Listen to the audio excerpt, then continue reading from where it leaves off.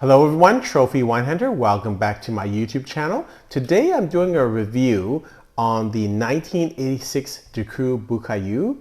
This is a second growth wine from the St. Julien region in Bordeaux.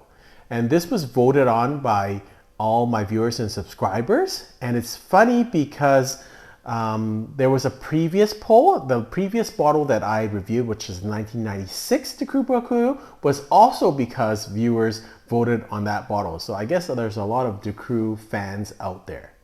I'm not going to talk too much about the history of Ducru Beaucaillou. I did go through that in my other video, the 1996 vintage, which I'll have at the end of this video. I also have a bottle of 2012, which I hope to open up sometime in the next couple of months. And that'll be interesting to compare this bottle with the 1996 with the 2012. 1986 is one of my favorite vintages ever of Ducru Beaucaillou. I have many memorable experiences with this wine, and that's why I was so happy to drink this. And I'll share two of them with you. One of them is, I still recall that this was the bottle I had my friends over.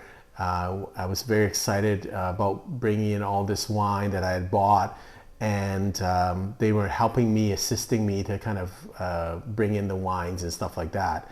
And one of the bottles was 1986 Ducru Beaucaillou. And what happened was that I opened it and I started drinking it, and I was actually tasting it, and it's so interesting. I was enjoying it so much. I actually forgot that they were there. And so they just let me go on and on. I was just talking to myself like, wow, this is great. And I kept on pouring, and they were just listening, and I was just in a zone by myself. And I think they said it went on for like 5 or 10 minutes. And then finally someone just said, like, Trophy, are you actually going to share this bottle with us, or are you going to just drink it all? So I was just in a zone with that. The second experience I can tell you about is, because I love this wine so much, I was at a friend's place, and they blind tasted me. And I knew it was a Bordeaux wine, and I thought it was Ducru. And I don't know whether they told me it was Ducru, or I guessed it, or they said. And this, I picked out the 86 vintage, and they were amazed that I knew it was 86 Ducru, just because it's fairly distinctive from my perspective. I really love the wine. Now, could I do that again today? Probably not. I was probably pretty lucky, but those are the memorable experiences. I've had this wine many times over the last, I would say, 20 years. It's now almost a 40-year-old wine, and it's still going strong. At the helm at Ducru Beaucaillou is Bruno Borie. He's been there since 2003. Great estate. You have to remember, in this situation, this is a wine that's almost 40 years old. So in 1986, they didn't have a lot of what we have now in terms of the internet. They didn't have all this visual, scanning, sorting. They didn't have all this technology. So they more relied on vintages. And if you go back to the initial ratings of this wine in the 80s, it wasn't that great. They were all saying, this is too austere, there's no fruit on this. I think they were really wrong. And so that just goes to show you that, initial even ratings that are, 10 years after the vintage may not be totally accurate. And this now is 40 years of age, and it's still singing in terms of the wine. It's not even, in my opinion, it's not even close to going in decline. So it's a beautiful wine. I've had this open, and you'll see my tasting notes, for 3 days now. It's still beautiful. I've drunk it with all types of food in all types of settings at all times of the day. It's beautiful. And perhaps it's my own personal affection for this wine, but I think anyone who drinks this wine, I think, would agree this is an exceptional wine. Now, Ducru Beaucaillou did have a TCA problem with its corks between 1986 and 1994. But as I said in my previous video, in the 1996 vintage, when I reviewed the 1996 vintage, That has by and large been solved because one, a lot of bottles were drank early, and then two, any bottles that were at the Chateau have already been recorked. And that's the case with this bottle. This bottle, you'll see on the bottle, it actually says it has been recorked at the Chateau in 2011, which was really nice. So that means that they would have opened the bottle, smelled it, made sure it was okay, it wasn't tainted, and then filled it up and then recorked it. So, and since it's been 2011, you'll see the cork is magnificent. So the other thing you have to understand is that this is, again, a throwback vintage. We have to go back 40 years, okay? So we're going back in time here, and we have the benefit of hindsight.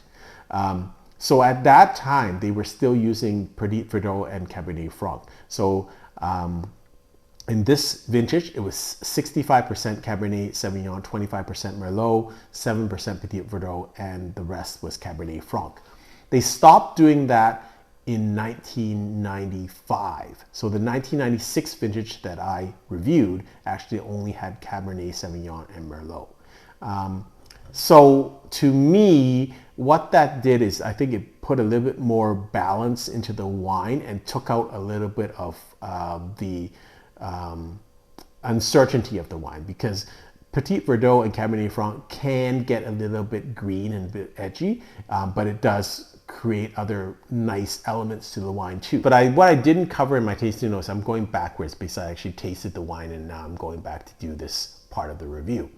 But what I didn't go over is the difference between this wine and the 1996. And just, I was reviewing my own video of that, the 1996 vintage.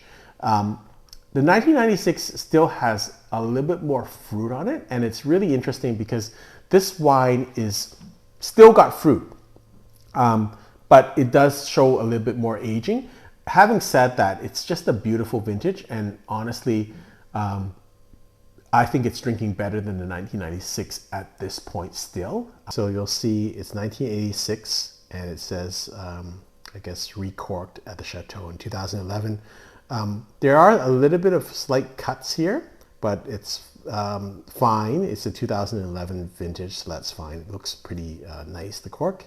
You'll see and again, I took the cork in and out many times, so that's probably why you'll see this. That's kind of my fault. Then let's go to the bottle. 1986 Ducru Beaucaillou. And you'll see on the back it does confirm that it was recorked by the Chateau in 2011. And also you'll note that at those times 12.5% alcohol. Let's look at the color. Look at how vibrant it still is. This is 86. There is a little bit of slight browning around the edges, but very slight dullness of color, but it's still beautiful. All right, everyone, let's taste the wine. I will let you know this is the second day, so I've had this wine open for 2 days. Over the course of 2 days, I probably tasted this wine 4 or 5 times in different meals, without food, with food. And I find that this is very useful when I get long weekends like this where I can actually taste the wine and focus on a wine to really get to know it. I just believe sometimes we get too rushed with things in life, and especially when you're at a dinner and with friends, you're talking with your friends, and that's totally what you should be doing and just enjoying it, but sometimes it's really difficult to focus on the wine. So I was really pleased to have this opportunity this weekend to kind of focus on this wine and drink it many, many times. Came out of the bottle, I have not decanted it. Beautiful, lots of tannins, very aromatic, exotic spices, almost a peatiness to it, very familiar Asian spice smells, like almost like a mothball or a sandalwood smell. So really beautiful smell. Tannins were integrated. There's still fruit in this wine, so I'm really glad that this turned out so well, because 86 has been one of my favorite vintages throughout the years, and it's still drinking very nicely. So this is now almost 2 days later. Every time I take it out, I put it in the fridge. and then I take it out for a couple of hours, drink it, then put it back in the fridge. So I don't think it's oxidized too much more. So on the smell, the Asian spice kind of aromas, the sandalwood has dissipated a little bit. Now it's more like dark fruit, almost towards a soy sauce smell, which you find in a lot of older wines. Oh yeah, you still pick up light hints of that exotic spice, like 5 spice. Yeah, so kind of sometimes the rubs that you put, like 5 spice rub on a meat, that's what it smells like. It's got a little bit of meatiness and beefiness. And then some black plums. Still, the fruit is still there, and on the smell at least.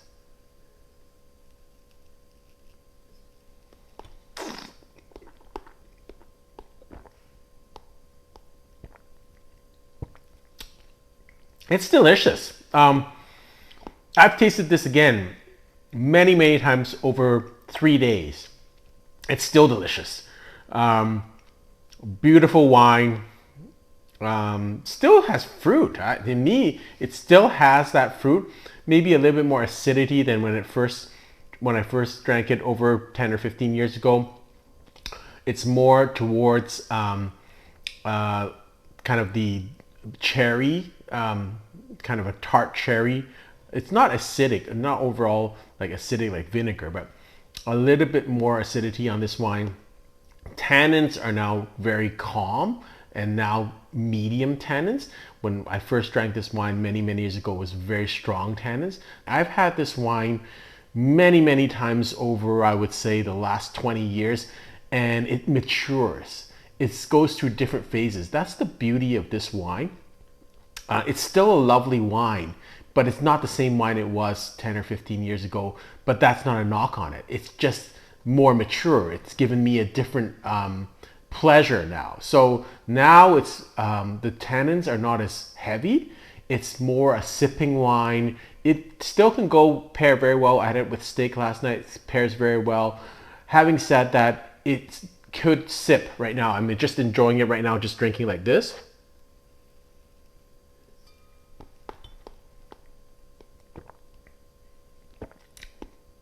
And the flavors that you're getting are going more towards the secondary and tertiary flavors, a little bit more meatiness and beefiness on the end of this, a little bit of tobacco, a little bit of the forest loam.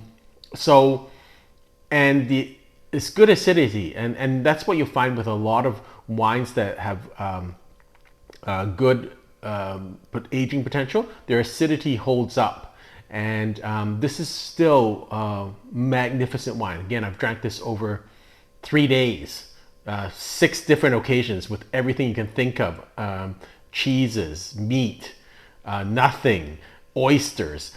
It's still great. It's a magnificent wine. Again, one of my favorite wines over the course of my drinking career. I really love this wine. I've always loved this wine. I don't think I've ever had a bottle of 86 Ducru I have not enjoyed. And this goes back again, probably 20 years.